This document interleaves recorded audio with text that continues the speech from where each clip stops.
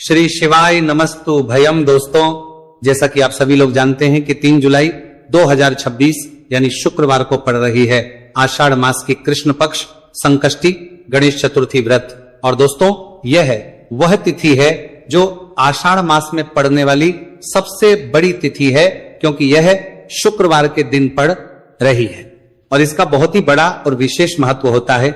पूज्य गुरु जी ने कहा है कि अगर कभी भी मौका लग जाए और आषाढ़ महीने की चतुर्थी तिथि शुक्रवार को पड़ जाए तो आप लोगों को 11 चावल के दाने का उपाय तो अवश्य ही करना चाहिए। इन दोनों का संयोग बहुत ही कम आता है। इसी के साथ में गुरु जी ने अपने शिव पुराण कथा में बताया है कि इस दिन आपको 11 चावल दाने का उपाय तो आपको अवश्य ही करना चाहिए, क्योंकि ऐसा दिन पूरे साल में सिर्फ एक ही बार आता है। और दोस्तों, आप सभी लोग जानते हो कि शुक्रवार चतुर्थी तिथि का अगर सबसे बड़ा कोई उपाय है तो वह 11 चावल के दाने वाला उपाय। तो दोस्तों, इस शुक्रवार चतुर्थी तिथि के दिन आप लोगों को इस 11 चावल दाने वाले उपाय को जरूर करना है। बहुत सारे लोग होंगे जिन लोगों ने इस उपाय को ना किया हो, मतलब पूरा साल निकल गया, उन्होंने किसी भी दिन इस 11 चावल के दाने वाले उपाय को ना किया हो।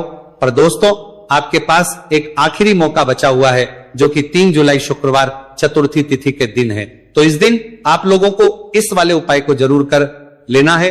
भले ही आप पूरे महीने भर इस उपाय को ना किया हो, पर अगर आपने इस आषाढ़ महीने की चतुर्थी तिथि के दिन अगर इस वाले उपाय को कर लिया तो आपको इस उपाय को करने का वह फल मिलेगा जिसकी आपने कभी कल्पना भी नहीं करी होगी। इसीलिए आप लोग इस वाले उपाय को एक बार जरूर कर लेना है, ताकि आप लोगों के हाथ से यह मौका ना जा सके और आपको इस उपाय को करने का फल मिल सके। दोस्तों, ये उपाय पंडित जी ने अपनी अभी की ही श्री शिव महापुराण की कथा में बताया है जी। इस उपाय को आज हम आपको बहुत अच्छे से समझाने वाले हैं। इस वीडियो को देखने बाद इस उपाय को समझने के लिए आपको कोई और वीडियो को देखने की जरूरत नहीं पड़ेगी। तो चलिए दोस्तों, उपाय को शुरू करते हैं। देखिए, ये इस आषाढ़ महीने के शुक्रवार चतुर्थी तिथि के दिन ये इतना खास होता है, इतना महत्वपूर्ण होता है, देखा गया है। कभी कभी बड़े बड़े पूजा पाठ अनुष्ठान से जो मनोकामना पूर्ण नहीं होते, वो आषाढ़ महीने के शुक्रवार चतुर्थी तिथि के दिन एक छोटे से उपाय करने से ही आपकी मनोकामना पूर्ण हो जाती है। और बहुत सारे लोग इस उपाय को किया भी है और उनको इस उपाय को करने का फल भी जरूर मिला है। अगर आप लोग भी इस उपाय को करना चाहते हैं तो आप इस उपाय को पहले अच्छे से समझ लेना, सुन लेना, उसके बाद करना, आपको इस उपाय का फल जरूर मिलेगा। और इस उपाय को कर लेने से आपके घर में चाहे किसी भी प्रकार की दुहक और समस्या क्यों ना चल रही हो, आपको उसका कारण भी नहीं पता है कि भाई ये समस्या किसका कारण से चल रही है, उसका भी कुछ कारण हो सकता है, जैसे पितृदोष हो सकता है या किसी भी तरह का मंगल दोष भी हो सकता है। तो इस दिन आप लोगों को ये वाला उपाय कर देगा कि 8 बार बंतारा लेना है। ये एक ऐसा उपाय है जिस उपाय को अगर किसी विशेष दिन पर किया जाए तो भाई उस विशेष दिन का जो है वो तो हमें मिलता ही मिलता है, पर हमने उस दिन पर इस उपाय को किया है तो हमें उससे भी बड़ा फल मिलता है और फल बहुत जल्दी मिलता है, क्योंकि आप इस पूरी किया गया है, कितना करके प्रति किया गया है, उपाय को बहुत ही बड़े और विशेष पर कर रहे हो। तो चलिए अब उपाय के बारे में बात करते हैं, लेकिन उससे पहले आप लोगों को यह जानना आवश्यक है कि आखिर ये उपाय किस समय करना है, किसको करना है और कैसे करना है।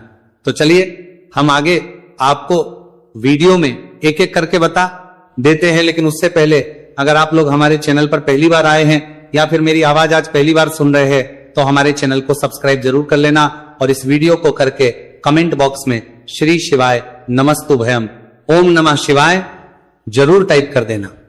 तो दोस्तों, इस 11 चावल के दाने वाले उपाय को हमें इस शुक्रवार चतुर्थी तिथि के दिन कैसे करना है, किसको करना है, किस समय करना है और कहां पर करना है, ये सारे सवालों के जवाब आपको इस वीडियो में मिल जाएंगे। और जो ये वीडियो देखेगा भाई उसको 11 चावल के दाने वाला उपाय जरूर करना चाहिए, क्योंकि इस दिन एक चावल के दाने का बहुत ही बड़ा और विशेष महत्व होता है। और जब बात आ जाए 11 चावल के दाने की तो यह सोने पर सुहागा वाली बात हो जाती है और ये एक बहुत ही बड़ा उपाय हो जाता है इस शुक्रवार चतुर्थी तिथि का। तो अब दोस्तों, इस 11 चावल के दाने वाले उपाय को आखिर करना किसको है, सबसे पहले हम लोग वो बात जान लेते हैं। तो देखो, घर की जो बड़ी माताएं बहनें होती हैं, उन माताओं बहनों में से कोई भी एक बड़ी माता बहन इस वाले उपाय कर सकती है। और दोस्तों अगर आप चाहे तो अपने घर में से सभी सदस्यों को भी इस उपाय को करवा सकते हैं। अगर किसी व्यक्ति की खुद की कोई मनोकामना है, खुद की कोई दुख और परेशानी है जो कि वह अपने लिए ही करना चाहता है, इस वाले उपाय को तो वह खुद अपने लिए भी कर सकता है। बाकी अगर कोई घर में से ऐसा है जो कि अपने पूरे घर परिवार की सुख और शांति के लिए यह वाला उपाय करना चाहता है तो भाई वो भी कर सकता है, उसमें भी कोई दिक्कत वाली नहीं है। कहने का मतलब यह है कि इस उपाय को हर एक सदस्य भी कर सकता है और पूरे घर परिवार के सदस्य के लिए घर की बड़ी माताओं बहनों में से कोई एक माता बहन भी कर सकती है। माताएं बहनें अगर घर में उपस्थित ना हो या वो यह वाला उपाय ना कर पा रही हो तो फिर घर का कोई बड़ा सदस्य भी इस 11 चावल के दाने वाले उपाय को कर सकता है, चाहे फिर वो पुरुष ही क्यों ना हो, उसमें कोई भी दिक्कत वाली बात नहीं है। अब दोस्तों इस 3 बल के दाने वाले उपाय को हमें करना कहां पर है? हमें इसे शिव जी के मंदिर में जाकर करना है। बहुत सारे लोग प्रश्न करते हैं हर एक उपाय को करते समय क्या हम इस उपाय को घर पर कर सकते हैं? तो इस वाले उपाय को आप घर पर नहीं कर सकते हो। इस वाले उपाय को करने के लिए आपको शिव जी के मंदिर ही जाना पड़ेगा। उसके बाद में दोस्तों जो अगला प्रश्न निकल कर आता है वह ये आता है इस उपाय को लेकर कि आखिर इस उपाय को हमें किस समय करना है, सुबह के समय करना है कि शाम के समय करना है? तो देखो इस वाले उपाय को आप लोग सुबह के समय भी कर सकते हो और शाम के समय प्रदोष काल में भी कर सकते हो। अब अगर आप पूछो कि भाई सबसे उत्तम समय कौन सा रहेगा इस 31 चावल के दाने वाले उपाय को करने का, तो हम आपसे बस यही कहेंगे कि इस उपाय को आप सुबह के समय करेंगे तो ज्यादा बेहतर होगा।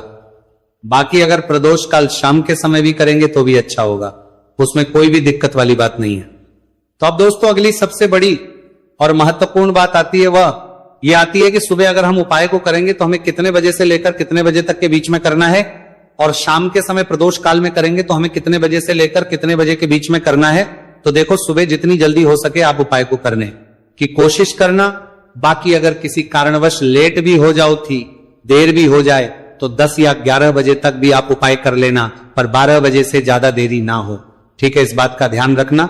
उसके बाद में दोस्तों अगर शाम के समय प्रदोष काल की बात करें, प्रदोष काल का जो समय है होता है वो शाम के 6 बजे से शुरू हो जाता है।